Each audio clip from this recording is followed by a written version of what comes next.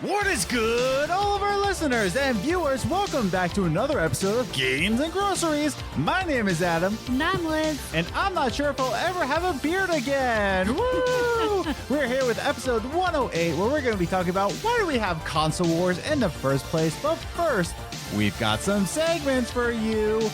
Yeah, we do. Yeah. You almost fell off. Don't tell me how I live, but yeah. So, mustache is back again. It is. I'm not sure if I'll ever have a beard ever again. Not if you keep doing Sergeant Johnson. Sergeant Johnson is just such a good character. By the way, if you're listening to this and you're like, oh man, I just want to jump ahead to the last segment or the news topics or just movie minutes. Well, guess what? We've got some timestamps for you. Mm-hmm. Just for you. Ooh, don't you feel special? We got some timestamps. Make those noises. They're so strange. Especially with the mustache. Are you watching on video? Ew, stop it. We got some timestamps for you. Go check it out. But yeah, the American podcast. Do with it what you will. Anyways. I feel like you're so far away this time. So far away. Like farther than usual. But yeah, so we just did another skit this week. Yes, we did. We both think it's trash. I like the skit. I like the script. It's just not the best video. Not the best audio. Like it's definitely not our strongest video. Yeah, I was making a thumbnail and I'm not even happy with the thumbnail. It matches the video. Yeah. I was just like, but like, I don't like my own script, like the script. So like I was writing it and I was like, I don't know about this. And then like, what if the lead developer is Sergeant Johnson? So hence mustache again. Yeah. So, but yeah, go check it out. It's on our channel. I'll put a link up here, a little link-a-loo up there if you want to check it out. But yeah, it's called when the game doesn't have enough health in it. Yeah. The next skit, we're gonna have a lot of fun with. I have a lot of confidence it's gonna be a good one. It's gonna be interesting. Yeah, it's gonna be interesting. I'm gonna have a sleeveless tee on. I'm gonna look like such a douchebag. Yeah. But it's gonna be fun. You're gonna poison yourself. Yeah, just you wait. Which no one's gonna understand until you watch it. Yeah. But yeah, so I think it's about time to get the show rolling and rocking. Yeah, that was backwards. That's wrong. I'm not even going to answer that. But yeah, if you want to hear more of these kind of intro talks and whatnot, definitely check out What's the Biz. What's the Biz is our other podcast. You can check it out on iTunes, Spotify, iHeartRadio, wherever you listen to podcasts. Definitely check out What's the Biz. But yeah, we also are on social media. We can find ourselves on Twitter. We can find ourselves? Yeah, we could. I think we could. True. At Gaming Groceries. Or you can follow us individually. I'm at Ace the Grocer. And I'm at Journey First. So you can follow us individually and be friends with us there. But also check us out on Instagram, Games and Groceries, all one word. We can check out some stories for yourselves and some gaming memes every now and again. But yeah, check that out. Instagram, it's awesome. I like it. But check us out on Facebook. There you go. I don't know. Just check us out on Facebook. We also have a website, gamesandgroceries.com, where you can listen to all the podcasts from the website, as well as find out, hey, where can I listen to the audio versions of the website? Well, it's right there for you, friendo, on the website, gamesandgroceries.com, as well as some articles I've written in the past. And then finally, are you watching us on YouTube? Are you doing that for us? You are? Wow, that's cool. You should subscribe to the channel and then hit that notification bell so that you know when all these podcasts come out, as well as our weekly sketch videos. We'll find out when do these come out. And guess what? Subscribe, notification bell. You'll know exactly when it is. And then if you haven't yet, definitely leave us a review on Podchaser. The link is in the description down below for Podchaser. Just make a little Podchaser account. Leave your honest star ratings there, and then really helps out the podcast. So with all that said and done, let's just move on to our first segment, Movie Minutes. Movie Minutes is a segment that we talk about the movies that we watched in the past week, whether it be on Netflix, Hulu, Amazon Prime. No, not in theaters right now, not yet, but we're watching these on the Netflix, Hulu, Amazon Prime, and instead of giving you a number review anymore, we have a 5-point system. Yes, we do, because I feel like that makes more sense with the context. 5, the last one, or number one, right? avoid at all costs. That's the wording. But avoid at all costs. Then we go to pass, and then enjoyable. It was good. Solid, and then perfect for us. Yes. Perfect. But yeah, so that's our 5-point rating scale. And then there we are, Movie Minutes. And this week's movie is found on Netflix, and it's called The Wrong Missy. Oh, no. What? I thought I had the right Missy. We're a little late to the game here, though. It came out in like May. I think May 13th. I think it says, May 13th. I don't even remember like hearing about it, though. So I remember seeing it. Like Sean Chandler reviewed it. And I was like, I did watch his review because I wanted to see it, but he never gives spoilers. Anyways, back on topic. But yes, The Wrong Missy on Netflix. Liz, opening thoughts, go. it was interesting. Yeah. Because it looks like it, I feel like they struggled with wanting it to be funny and lighthearted, but they also wanted some raunchiness, but they struggled with where to draw the line. Yeah. That's what I felt like. They wanted it to be more raunchy, but they knew that wasn't attractive to everyone. Mm-hmm. So they like struggled on where that line was, which I appreciate, because if it was more raunchy than where it was, I probably would have disliked it more. Yeah, that brings me to my first note, which is this movie goes in strong. Yeah. Like, it goes in pretty hefty. Like, it doesn't hold back any punches. Like, this is the character. This is David Spade. And here is Missy, who goes by Missy, but she goes by a different name. That's not a real name, blah, blah, blah. But this movie... it's a common nickname for Melissa. Yeah, but... so this movie has a 15-minute intro. Mm-hmm. Like the whole thing is just like, here's David Spade. He's not good with women. Oh, look at this crazy lady. Oh, they went on a blind date before with Tinder or whatnot. Oh, she's nuts, completely nuts, like over the top nuts, like unbelievable. I don't think any person is like this nuts. Mm-hmm. And then you get into he's on an airplane trip and he runs into a woman named Melissa, and then they have a little get together, and then they exchange numbers. Which, by the way. The other one, Melissa, she never called herself Missy, ever. In his phone, they were both under Melissa. You were looking down for that part. Oh, okay. Okay, that's where I was losing At least I'm pretty sure, because I just caught a glimpse of it right before it went off, but I'm pretty sure he had them both under Melissa. Oh, okay. That makes sense. Yeah, I was about to fault it. But yeah, it's a 15-minute intro. But yeah, it goes in kind of strong, but it does give you the flavor right there. It doesn't, give you any lies. Like, here's the movie. Check it out. Yeah. Are you going to stick around? Here you go. Yeah. But what do you think? It is very clearly an Adam Sandler movie. Yes. With Adam Sandler. Without Adam Sandler, but it is his production company and all of his friends are in it. Like, every person you see in any other Adam Sandler movie are in this movie. Mm-hmm. All of them. So it's very clearly an Adam Sandler movie, but I still I enjoyed watching it. It wasn't horrible. Mm-hmm. It was interesting. It's not something I would go back and watch, but it was interesting. And talk about the humor, though. Like, this is a comedy film. Mm-hmm. It is an Adam Sandler film. Yeah. Now, this does have some good funny parts. I will say this. That most of the movie, I was just like sitting there like, that's not funny. But then there are some times where it just like, it actually shocks you enough that you just like bust out laughing. I wouldn't say bust out laughing. Well, you just kind of like blurt it out. Yeah, like it's kind of like when you hold back a laugh and you give that kind of laugh. Yeah. Or like it takes you off guard and you laugh.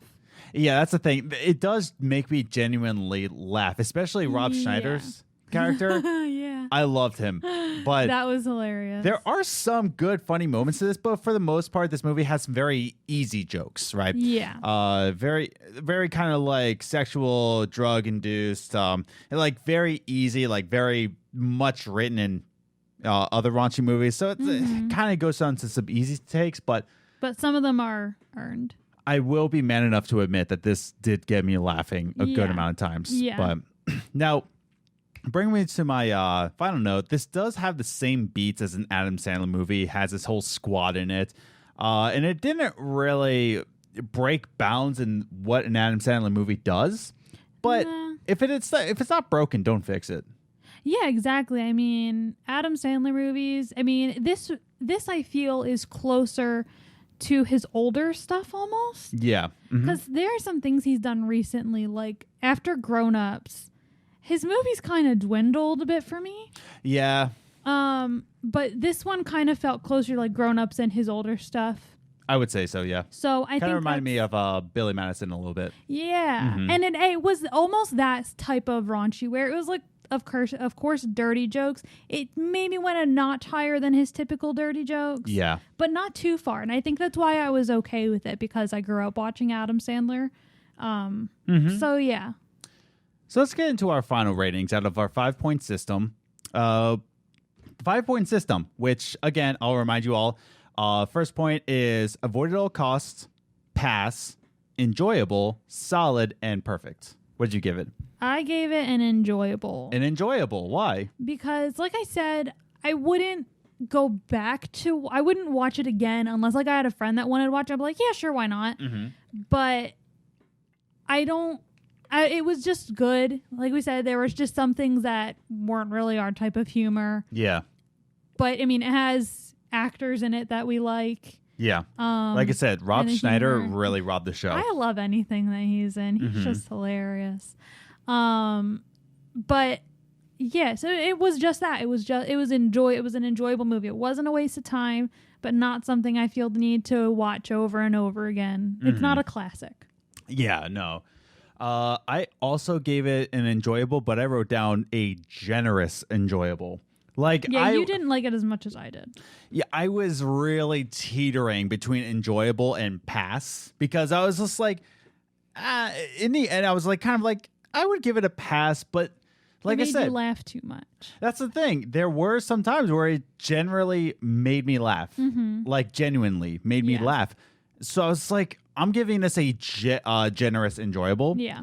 But if you're just like browsing through it, if you watch the trailer and you're like, it's not really catching me, that's kind of a pass. But if you're enjoying Adam Sandler movies, I enjoyed it. Yeah. It did make me laugh. It's only an hour and a half. Yeah. So, And on top of that, you don't like Adam Sandler movies as much as I do.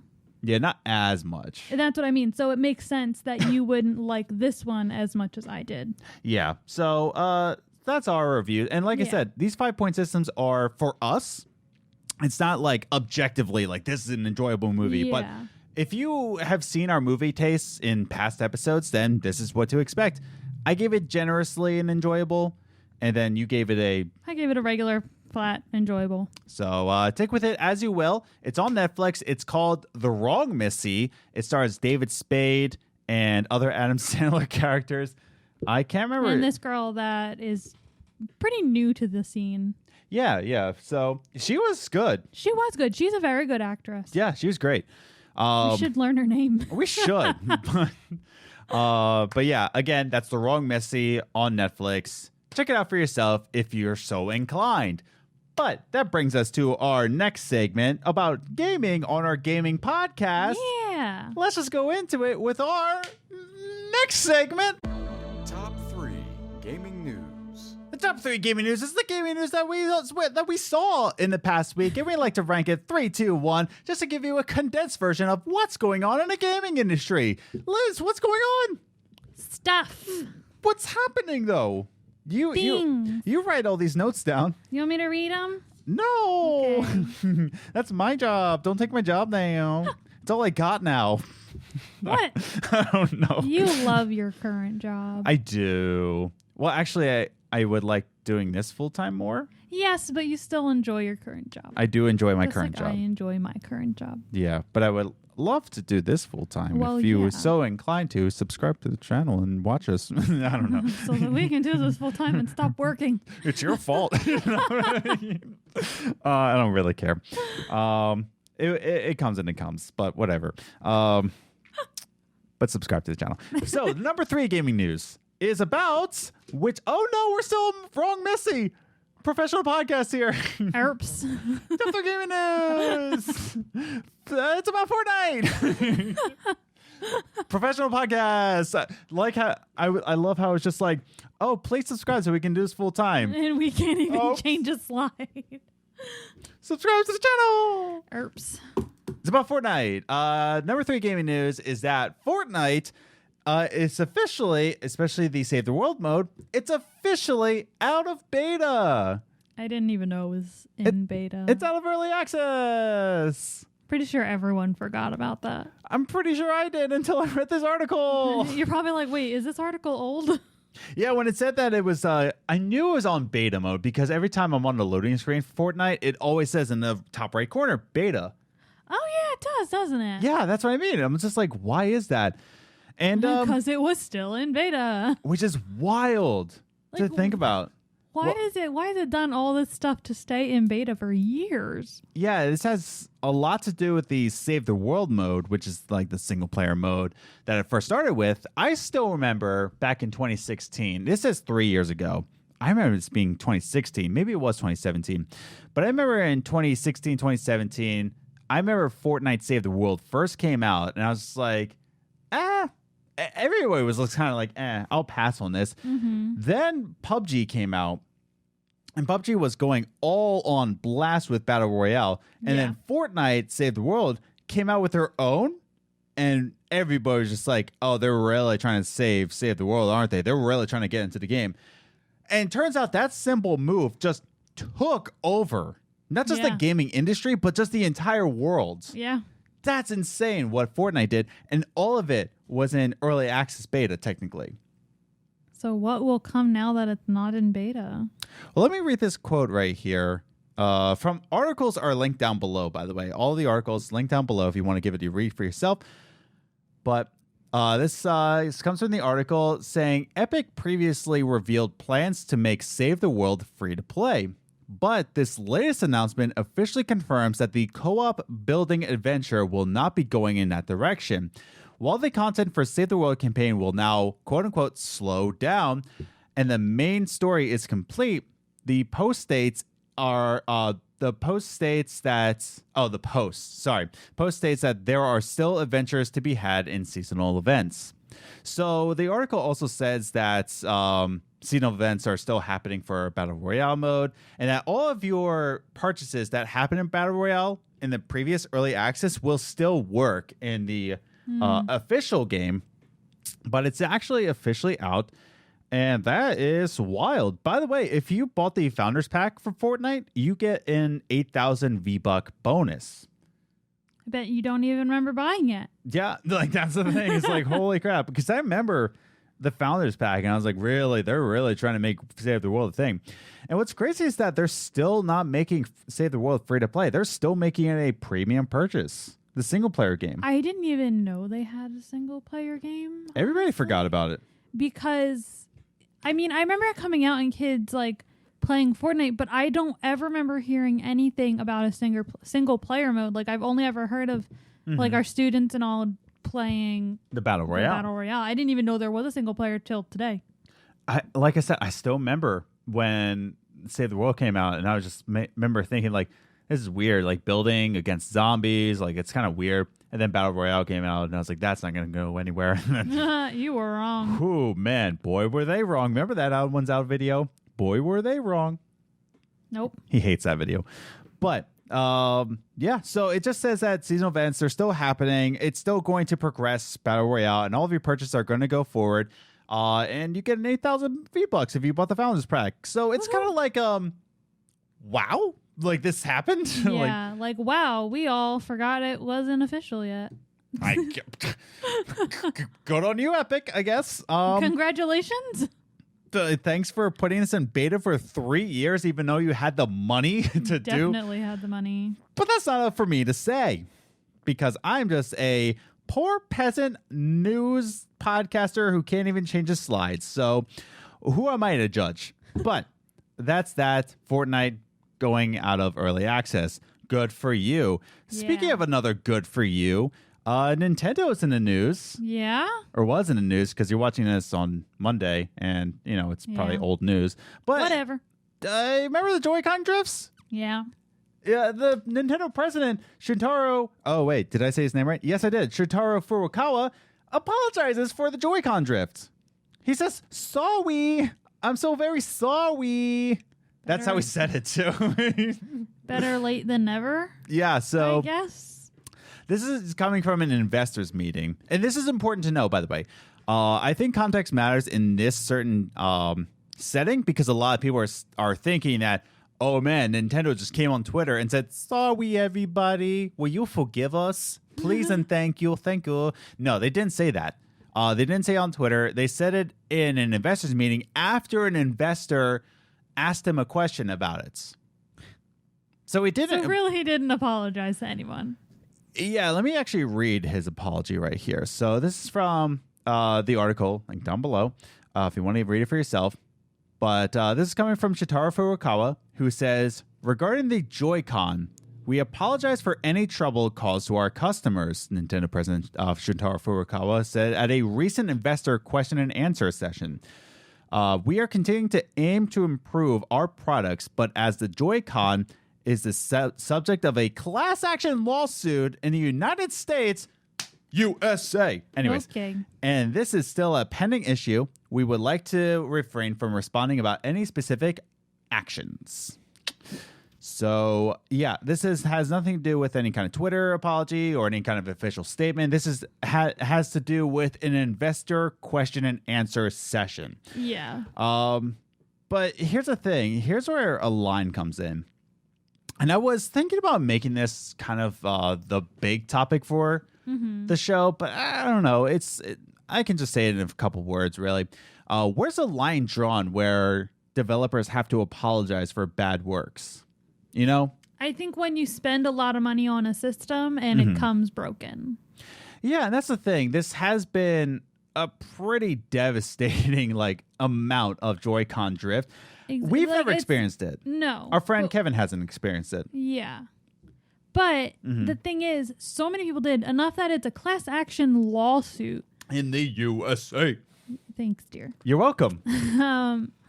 But the fact that it's that big of a deal, it's like you sold thousands of people this broken product and you're apologizing 2 years, 3 years later. Yeah, I think this happened in, probably since the beginning, probably 3 years ago, 2 or 3 years ago, probably. Yeah. Yeah. Because I remember talking about it when we lived in Long Island. Yeah. No, it was wild. Exactly. But it's like, you're apologizing 2 years later. That's pretty late. You should have apologized when you put it. It would have been so easy to just go out and say, hey, I'm really sorry we put out this product. We were unaware of this problem, that it wasn't presenting a problem when we were testing it, and apologize.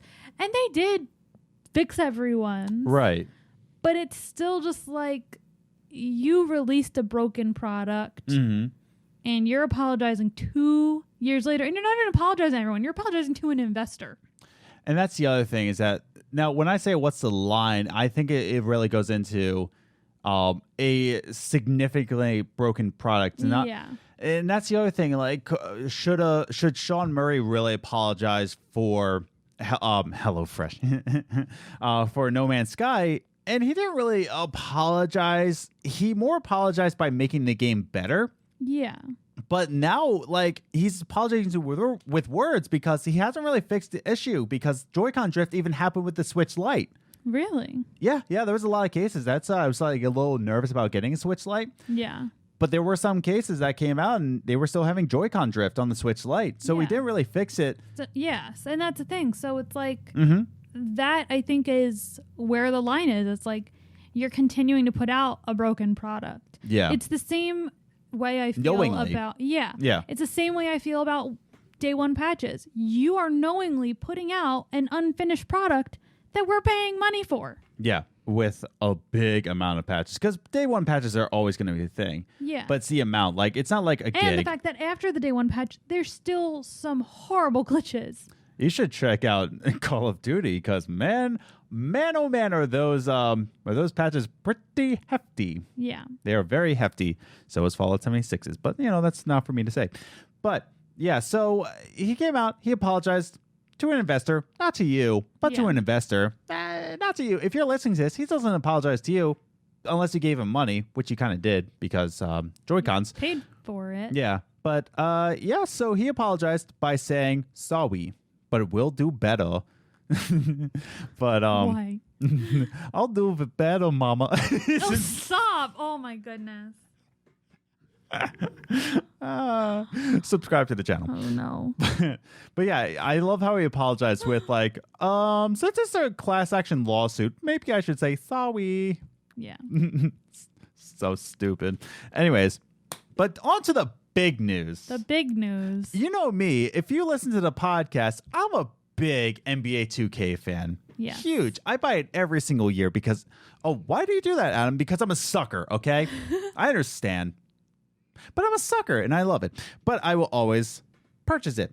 Now, what has NBA 2K21 done good for us? It's actually done pretty good for some reason. But this has nothing to do with NBA 2K21. It has everything to do with the gaming industry because NBA 2K21, according to a pre-order chart, next-gen games are going to be $70. Mic drop. Except my mic is on a stand. But, it's also relatively I also clipped the mic. expensive, and I don't want you to drop it. It is very expensive, and I clipped it. Anyways. Good job. But yeah, so according to this pre-order chart, you see that the standard edition for Xbox One, PS4 is going to be the regular $60, right? And then you see the Xbox Series X versus PS5, $69.99. Oh. $70. So that's pretty much a confirmation. This is not this is not a rumor alert. Don't. It's not a rumor alert. Thanks. You're welcome. But it is not a rumor alert. This is pretty much a confirmation to say that next-gen games will be costing $70. That's insane. What do you think? That makes my heart hurt. It does. Because that's expensive. Now, here's the thing. When games rose up in the Xbox 360 PS3 era, when they rose up from $50 to $60, I remember the world being a little shocked. I wasn't shocked myself because, I don't know, I was still younger. Yeah, so when that came out, because you're like, that's not bad. I don't have anything else to pay for. Yeah, that's the thing. I was a sophomore in high school when it happened, but now I'm a full-grown adult, and I hear a $10 raise. I'm like, excuse me? But I'm sure the same kind of factor happened in the 360 era, and we've kind of accepted this $60, but $70 for some reason. Because it's just like $60 is still close to $50. Yeah. Whereas $70 is close to $100. Yeah, like there. Like that's the way I think about it. I think of everything in relation to like 50 and 100 or half and whole. Yeah, I don't know. Like for some reason, $60 always felt like. Here's the thing. Like, even though it's like kind of an okay amount, I'm going to be switching over to protein powders, but I've been wanting to switch over to a different protein powder. And there's this one from EHP Labs that sounds amazing because banana, I love it. And I know you're going to put in the comments, you should try this one. I'm going Muscle Tech. Shut up. But EHP Labs, there's a 2-pound tub for $55, and then there's the 5-pound tub for $80. And 5 pounds is like for $80 in terms of 2 pounds for $55. Yeah. That sounds better value. But to me, I'm like, I see that $80 price point, and I'm like, well, I also see the $55 price point. I'm like, yikes. But $80 is like. Yeah, $55, I'm like, I can reason myself with that. Even though it's a protein powder. And even though it means that you're not going to be buying it as often. Right. Because it's 5 pounds. Yeah, and that's the thing. It's like $55, though, I can justify. But then you get to that $70, $80, then you're just like, ooh, that's so much closer to $100, like you said. Exactly. So in terms of video games, it's kind of like, yikes. Like, we're going into the $70 mark, which we knew it was coming. But, like, that's more than some of our bills. Yeah, yeah. Like, that's just... Do you know what I can buy with $70? That's almost all of our groceries. That's, like, more than half our groceries. Mm-hmm. Like, that's a lot of money. That is a lot of money. That's the thing. It's just like, well, as an adult, you have something to compare that to. Like when you're a kid, you're like, oh yeah, $50. Like what? Like you don't think about what else is $50. But as an adult, I'm just like, do you know what I could buy with $70? You sound like Chris's dad on Everybody Hates Chris. You know what I could buy with $50? Anyways, but yeah, no, that is how I think though. But that's the thing. I might have taught you that because I've been saying that over and over again. It's like, you know what I can do with $50? I can get groceries. But Do you know how many pizzas we can get with $70? jeez. But yeah, no, like we were talking about this off camera before we started when I was reviewing the top 3. And then I said to you, when's the last time I bought a full price game? Mm-hmm. When's the last time? And I really try to think about it. Quite rarely. Very rarely. Like usually the only time you buy a full price game is if it's something that you really want, like and you're getting it released. Like you usually get 2K new. Yeah, because I'm a at sucker. Full price. But lately, but you usually do something where you get a coupon or cash back. Like you usually do like those specials. Yeah. But yeah, usually you wait a while to get it either used at our local video game store or you wait until they're to sale. That's the thing. It's just like you see that $70 point, and yeah, it's expensive, and maybe the sales will make it even more hefty, but you know what? You always wait for sales. I mean, I just bought Homefront: The Revolution with all of its DLCs for $6. Yeah. When it originally came out, it's $60. So it's kind of like one of those things that, like, yeah, you could buy it at $70, but it's not always going to be $70. Yeah. Like I said, I wanted to play Homefront: The Revolution because your boy's a Philly boy. It's set in Philly, but which, by the way, yikes, it was worth $6. Let's say that with all the DLC. But I'm still playing it though. But yeah, it's just one of those things that, like, yeah, it's going to raise up, but it's going to make Game Pass subscriptions a lot more valuable. This is true. And it's just one of those things that, like, we all saw it coming. The graphics look amazing. They do. Yeah. So I'm not surprised. Like you know why it's raised. It's just, but it's just like, it's a yikes. painful raise. $70. That's a lot of money. It is. Like, that's wild. But yeah, just be prepared for that. That games are now going to cost $70 instead of $60. And where you said the same thing in 2005, like they're going to cost $60 instead of $50. So now when the day comes when it raises up to $80, my heart's going to explode. Oof. Yeah. But maybe we'll be rich by then. It won't matter. Yeah, maybe enough people will subscribe to the channel. Maybe if we learn how to change the slides properly, we'll get enough subscribers. Yeah, that's the thing. To afford video games in the future. That's the reason why I can't afford $70, because I can't change PowerPoint slides. That's the reason. It is. Dang it. But it is what it is. So write all your thoughts in the comments down below about your thoughts on the gaming news. We got Fortnite coming out of early access. Then we got Nintendo president saying sorry for the Joy-Cons. And then we got $70 games coming out, and according to NBA 2K21. But thanks, Zion Williams. That was weird. Why'd you? Zion Williams, Ew. Thank you. You're so weird. Thank you. Come again. By the way, Damian Lillard is on the cover for the Xbox One version, which he deserves it. Damian Lillard. It's Dame time. But Kobe Bryant is on the special editions. So well, that's good. Yeah, I was hoping it was on the standard editions, but you know, JoJo number 1. But yes, JoJo number 1. But you know, I would think that Kobe Bryant should be on the standard edition instead of paying, like, you guys pay $100 to remember Kobe. Yeah, right. That's a little rude. It is a little rude. So, but I think it's time to go into our final segment. Don't you think so? I agree. So let's just move on to our final segment. Every single week here on the Games and Groceries channel, we like to have a little conversation about the gaming industry. Whether it be about female gamers or game preservation, we like to talk with you, the viewer, about some certain gaming topics. No guest this week. No. Was that on accident? Oh, no guest. No, it's just on purpose. It's because we're tired. But we got camera too. We need an introvert break. Yeah, that's the thing.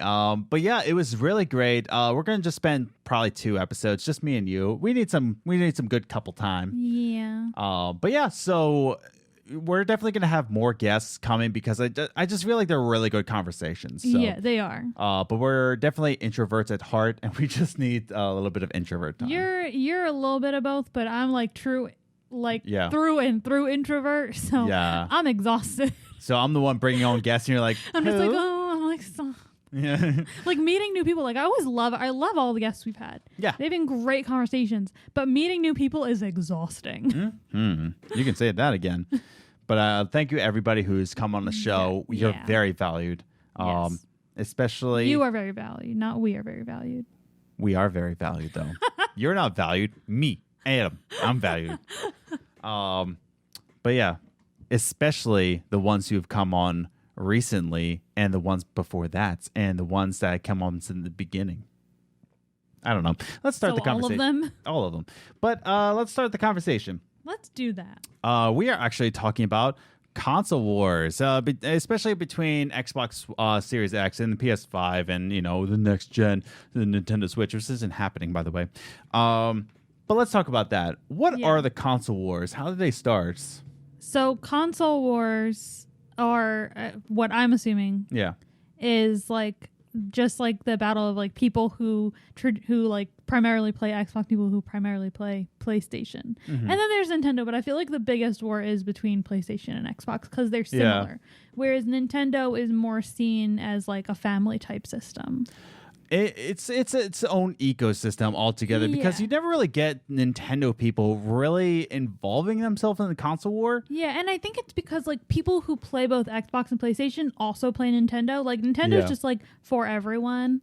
I always viewed it as like the family system because it has mostly family friendly games. So and that's the thing. Console wars are definitely, you have your system and you are ready to die for it. You're going to die on a hill. You're going to have debates online. You're going to have Twitter beef with other people saying like, ugh, the Xbox. Beef with your spouse. Yeah. What's that? Beef with your spouse. Beef with your spouse. But that's the thing is that like, it's like this weird beef that you have. But now you say it, I don't really I'm sure Nintendo fans are always about console wars, but I just feel like they're kind of outside of that. Yeah. And they don't really involve themselves in it. I still remember Nintendo fans, like just in my own life, they would hear console wars and they would just be with their own kind, like other Nintendo fans. Nintendo. Yeah, it's like, yeah, but can you do this? And they just take their console outside. Like, okay, bye. Peace out. But basically the console wars, it really started with Nintendo and Sega. By the way, before I even start this conversation, definitely pick up the book Console Wars. It's definitely deemed that. Console Wars, it's a fantastic book. I read it. Well, I listened to it audiobook. This is sponsored by it's not. Oh, but I bought it on Audible. I listened to it on my morning walks and fantastic, absolutely fantastic, and it really shows where console wars started, and it really started with the marketing, right?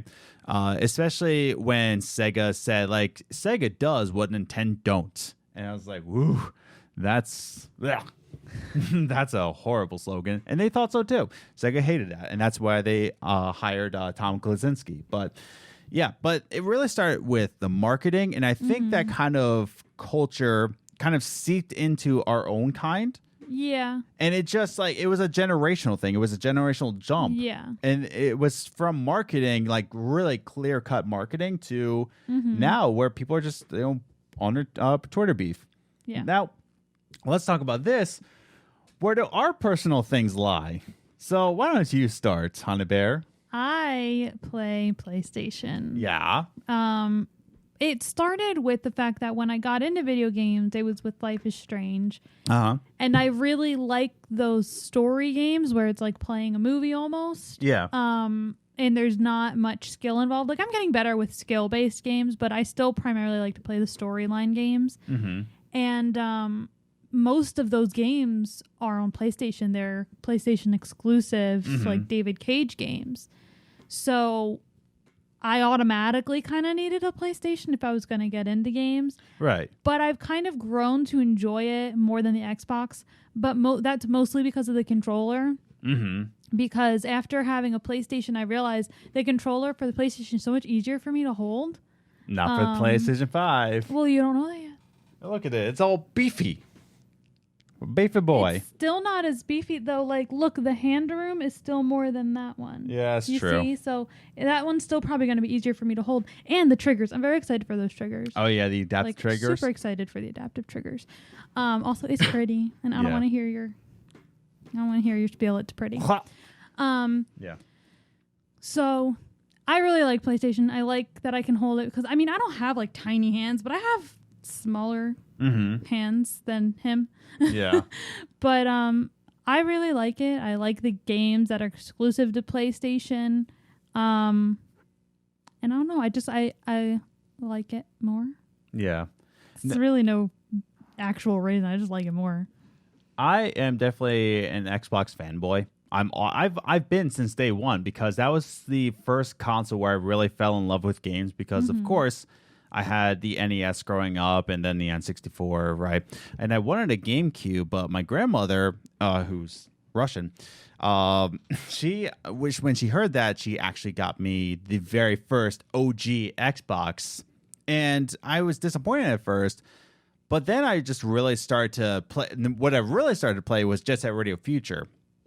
And that just blew my mind, and I absolutely loved it. And I felt like that was a time, Jet Set Radio Future, where I was just like, yeah, I want to do this. Like, I just looked at video games. Like, I was like, I want to do this. I want all of them. I'll take one of each.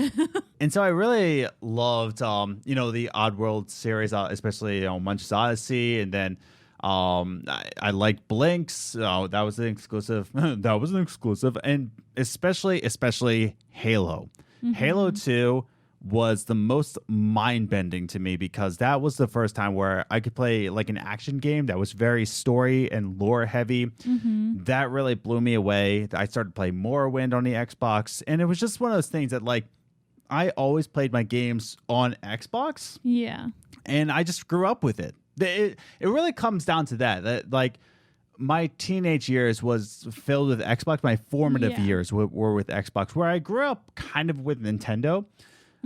My formative years really formed with Xbox, and then going into the 360, and even to now the Xbox One. I still love it, and it really just comes down to it was a generational thing. Like, it was just my formative thing. It's what you grew up with, and so that's what you're attracted to. But you don't deny that there are games you enjoy playing on the PlayStation. Yeah, like Spider-Man. Exactly, like, that was my game of the year. You don't not play games just because they're on the PlayStation. Exactly. Just like if there was a game only on the Xbox, I would play it eventually. Yeah. I actually, when I got really sad when I realized that to play all the Assassin's Creed, I have to play it on the Xbox.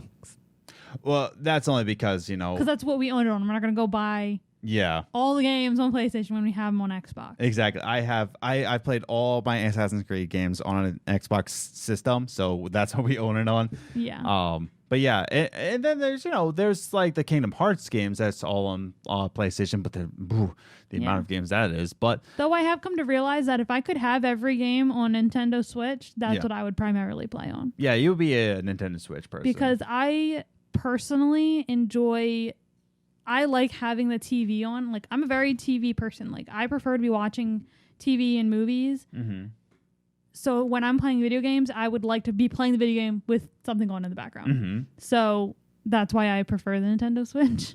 Yeah. Like, I remember even saying to him, like, can I just get all the Assassin's Creed on Nintendo? I promise I will go right through them. Yeah.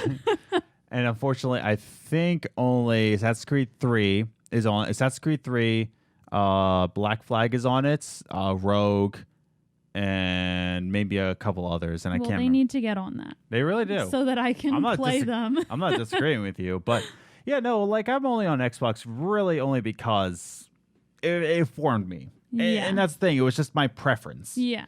But like you said, I don't deny that PlayStation has good games. I don't deny that has the better exclusives. Yeah. But to me, Xbox is just where I call home, and that's really it. Now, going into console wars, right? Yeah. Where does it start nowadays? I said that before, it was all the marketing, right? But whose fault is it really? Is it still marketing's fault, or is it people's insecurities that are kind of like coming out? What do you think? I would say people's insecurities. Yeah. I think it comes from the people who grew up with each system.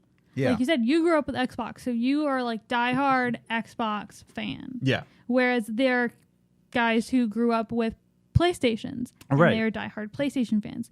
So I think it's a little bit of both, because you can tell when they present these systems that you can tell they're trying to one up each other. Yeah. Like it's like sibling rivalry. They want to do better than the other one, and so you can tell that, but they don't need to advertise it. Yeah. They just do it, and their fans can tell, and then the fans are just talking about their favorite systems. They're like, "Why do you think that big old block of brick is better than this sleek, beautiful thing?" And then you say, I feel like that came out personally. Like, just on the top of my head, brick. I was gonna do. I'm not even gonna do vice versa. Oh, man. I was gonna say the opposite, but never mind.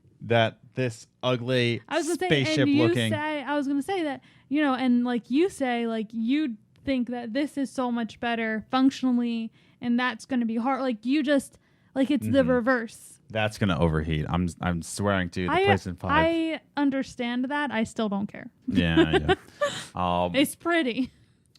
But like that's the thing. Is it really comes down to your insecurities, which will go into the social media answers in a little bit. But yeah, I really think it comes down to the people's insecurities about what they purchase, and I think it has a little to do with what is that? I was swallowing. Oh, okay. I thought you were like, what? No, I was trying to swallow quietly. No, I think it has something to do with marketing, right? Like that's how they do it, right? They are companies, right? And they do go after each other, and they're trying to They build know brand. who their biggest competition is. It's each other. Yeah, and that's the thing is that like they do want brand loyalty, but it's not like the days of Sega and Nintendo where it was like very cutthroat. Yeah. Video gaming was still very new back then. People could be flexible in buying another system. Well, like no, because it was one or the other. Like that's the thing. Wait, what do you mean? I don't know. Yeah. Wait. Like I just mean like it was still very early in video gaming. People didn't have a loyalty yet. Yeah, that's what I mean. Like they were trying to be cutthroat so that you do build a loyalty. Yeah, that's what I mean. And that's the thing is that like Nintendo was very family friendly, where Sega was like the edgy teenager. Like this is where they are, and it was very much like read the book, by the way, Console Wars. It was very mind opening. It was really good, just a very good read or a good listen. I don't know, but yeah, no, it was nuts. And then that's the thing. Nowadays, I feel like there's more unity in the gaming industry. Like that one Game Awards, I believe it was 2018's or 2019's. I can't remember which one, where Sean Layden, Phil Spencer, and Reggie, I miss you, Reggie, but Reggie Fils-Aimé were all on stage together. It was just kind of like this unity. I think it was last year because that's when Reggie also announced his retirement, I think. Then it would have been 2019 because that's what I said. It was last year. Yeah, I can't remember. I think it was last year. Yeah, but correct us in the comments. But we're probably wrong. Yeah, but yeah, like when they were all on stage together, it was less cutthroat, and I'm sure there is cutthroat behind the scenes. It has to be. You're a business, and I'll get into that a little bit, but. That's the thing is that I think nowadays the marketing is a little bit more lax. It's less against each other and more of just like trying to focus on making a better brand. Like Xbox, when they made the Game Pass, I don't really think they kind of marketed it to be against PlayStation now. I think it was just more of like, hey, here's Game Pass. Go for it. Here you go. And then PlayStation, says like PS5. Now, I will say, I still remember.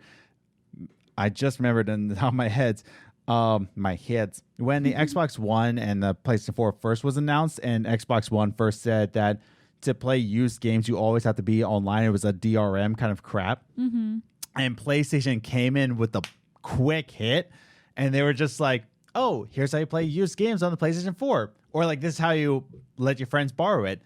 Here you go. And like, they just hand it to a friend. That was cutthroat, but not in the way of like the old like 90s. Yeah, marketing. that was just very like, haha, we won this one. Yeah, that's the thing. Like, as soon as that happened, I'm like, well. Almost like a debate forum.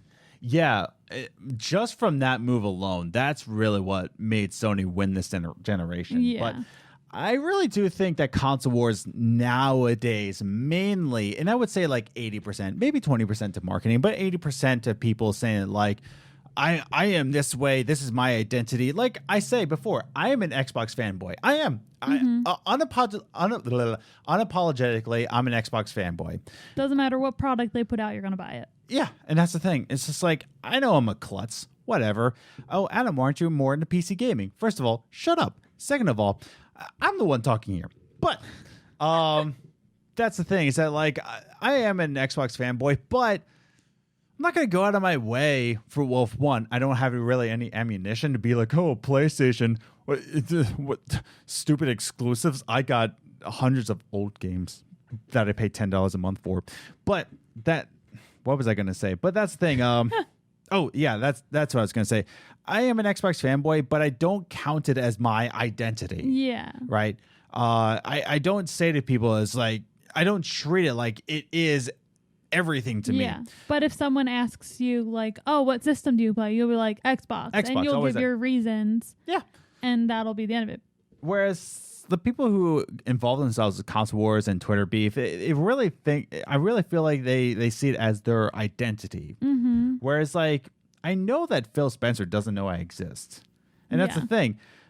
Phil, by the way, if you ever watch this, ever in history, give me a call. Maybe we can sit down for coffee. I don't know, but I don't know. Maybe you won't. But here's the thing: is that like I know that Phil Spencer doesn't know me personally, and I know that he doesn't care about me personally. Why should I care so much that I make it my identity? Yeah, it really goes into politics too. Like you're so tied to your politics that's your identity, and it's like these people don't know who you are. Yeah. And I'm not trying to make this political, but anything that you count yourself an identity with that's a business, it's like they don't know who you are. Yeah, they don't know who you are, and you need to learn who you are without that. Yeah, and that's the thing. Like, if Xbox ever goes under, it's like, okay, then I'll just go to PlayStation. Like, there's no problem. Mm-hmm. I don't have a problem. You have a problem. Yeah. But it's like parents who like their whole life was being a parent, and then when their kids leave, they're like, they kind of lose their identity. It's like, so what are you going to do if these companies ever close? What do you like? Who are you going to be if this company shuts down? Now, jumping into politics a little bit, and then I'm going to go into social media answers. But with a world that's already pretty divided, everybody's against each other with certain things, especially with the masks. By the way, little side note, why is it so hard? Why is it so hard to put on a mask? Like, honestly, it's just a mask, and you're always like, okay, a little quick story. And I said this to you. I texted you this. Yeah. I work at a restaurant, and this one person, he's in his 70s, and he comes in, and he's barely wearing his mask. Just barely. Like, not even, like, under his nose. Like, it's like just touching his upper lip. Nope. It was touching it, like, the middle of his mouth. Oh, like, his upper lip is exposed. He should have just walked in without it then. And he's like, girl, do I really have to wear this thing? And I was like, yeah, until you get to your table. Doesn't say a word to me. And then he reaches in his pocket and then shows me his inhaler and just stares at me. And I just told him, like, you should have been like, my wife has one of those too. No, I just said, like, I looked him dead in the eye, like, that changes nothing, sir. And he continues to hold it and stare at me. And I was like, your table's right here. It is literally 15 feet away. Yeah. It's not like your restaurant is huge. We talked about this, I think, on What's the Biz. I'm like, it's not like it's a huge restaurant. But, like, people make it such a big to do. But that coming back to video games, though, but wear your mask. Just wear it. Just wear your mask.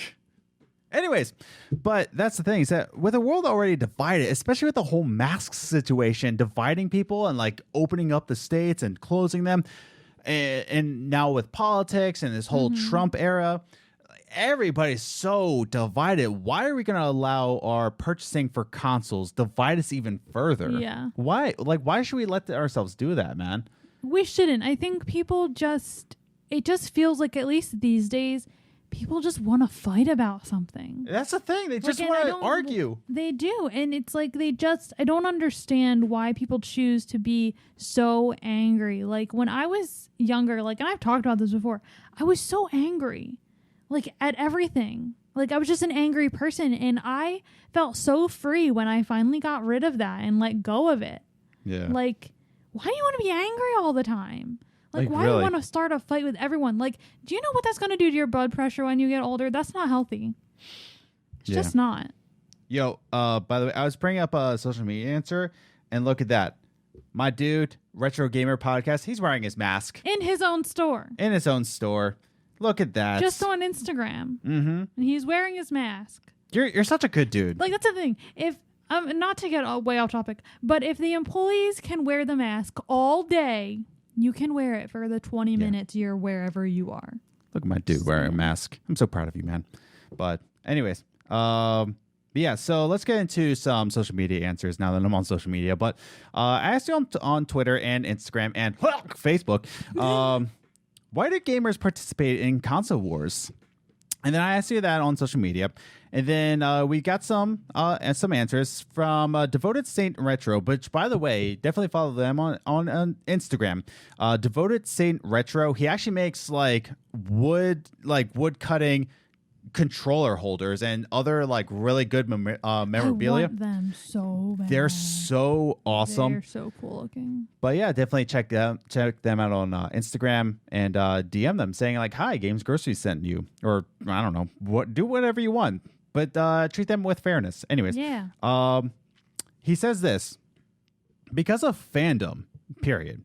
It started with Sega and Nintendo. Now it's Xbox versus PlayStation. People like what they like. And that's exactly it. It's just it started with that, but just people like what they like. And I like I like how you said that, where it's just it really should just come down to that. Oh, why are you an Xbox fan? I like what I like.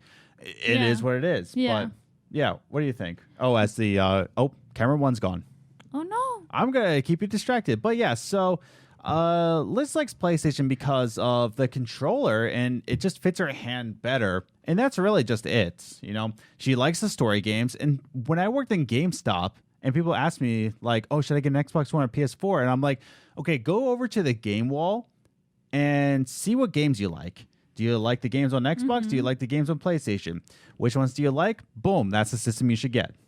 Yeah. And I preferred the games that PlayStation offered. Mm-hmm. And you as an Xbox guy, you're like, no, we only play Xbox in our house. You didn't do that. You're like, all right, let's get you a PlayStation. Let's get you playing these games that you want to play. I haven't finished all of them that we bought originally 2 years ago. Mm-mm. Anyway. Yeah. But yeah.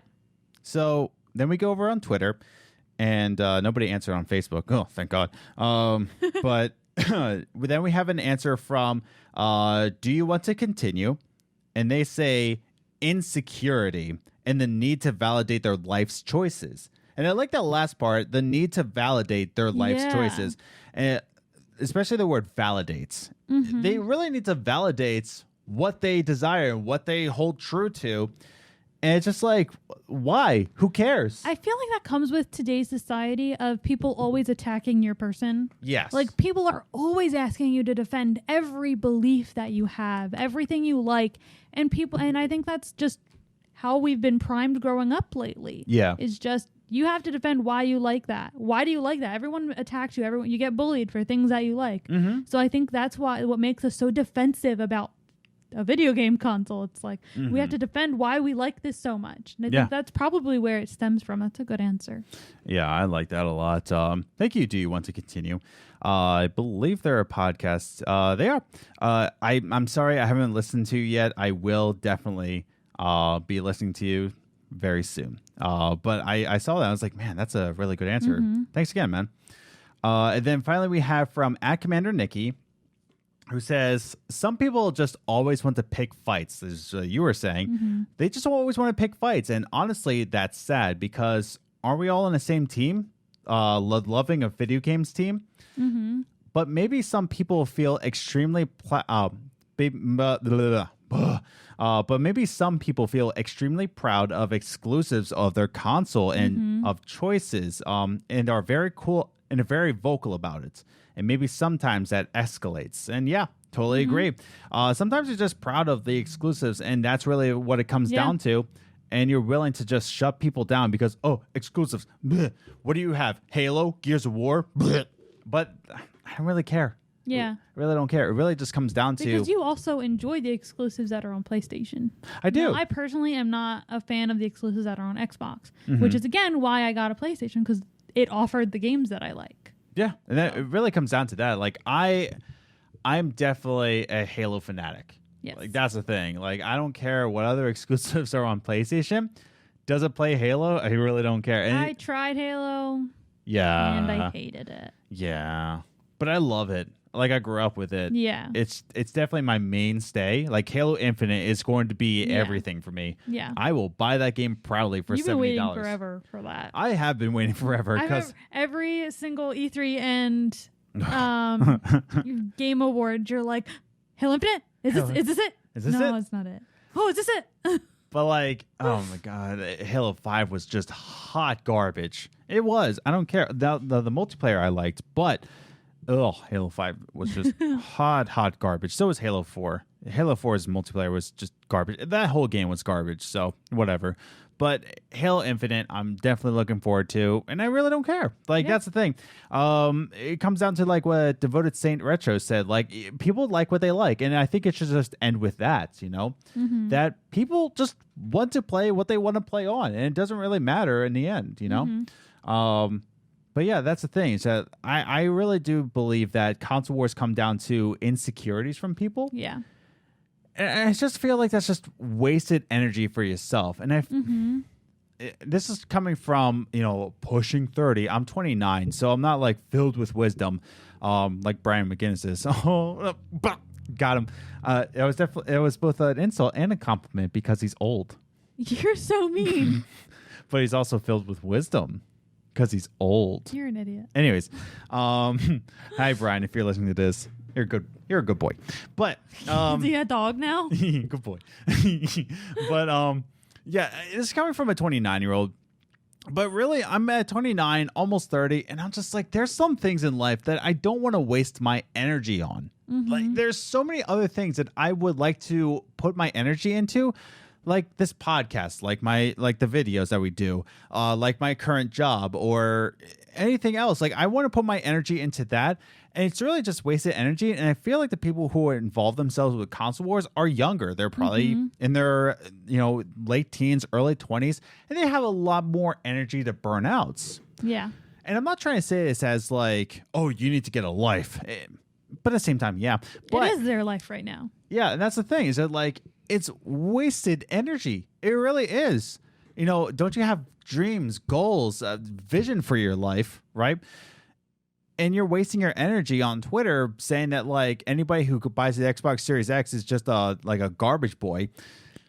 Is that really energy you want to burn off? Or do you want to do your dream? Yeah. You know, your purpose, your passion, right? And that's going, you know, way more into boomer energy right there. Like, oh, you need to stop screwing around. You know, boomers like Brian McGinnis. But Oh my goodness. Brian McGinnis is my boy. But anyways, what do you think? I think you're a mean friend. I am. Well, you know, Brian is more mean because he's definitely not listening to this. I guarantee you. I would bet money that he's not listening to this episode, so I can say whatever I want. This is the one episode he'll listen to. I bet you he's gonna be like, console wars, huh? That seems interesting. Like, wait, did he just call me a boomer? But definitely check out Brian's podcast, Playable Characters podcast. He was on the show before too, so really good conversation. We talked about Stadia, so definitely go back in our backlog and look for that. But yeah, no, it really just comes down to like it really is just wasted energy. Like something you can put yourself into more of your goals into. Like I think it depends on the age. If it's like high schoolers and even college students, like that's just where they are in life. Like video games are a distraction from school and life. And if you want to spend your time on Twitter fighting with strangers, go ahead. Yeah, there's a lot more free time in high school. As an adult, I don't have the time or the energy to be fighting with people online. Exactly. I really don't even post on Facebook because I don't want to deal with the comments. Yeah. Facebook is a toxic wasteland. Well, that too. But like, that's what I mean. Like, it's just, as an adult, I just can't see me wasting the tiny sliver of energy I have left in the day to fight with strangers about why I like what I like. Mm-hmm. Yeah, it really comes down to that. It's just like, I really don't have time for it. And, you know, if you ever say like, oh, Adam, you should change over to PlayStation, I'm like, fine, whatever. I really don't care. We own both, so it doesn't really matter in this house. I should definitely show you Drew Gooden's latest video about console wars, because he was saying that, like, you know, later on in his life he had more money, and this time he bought 2 of the main consoles, and he said this is like 10-year-old me will be super proud of my financial recklessness. And I was like, yeah, very true.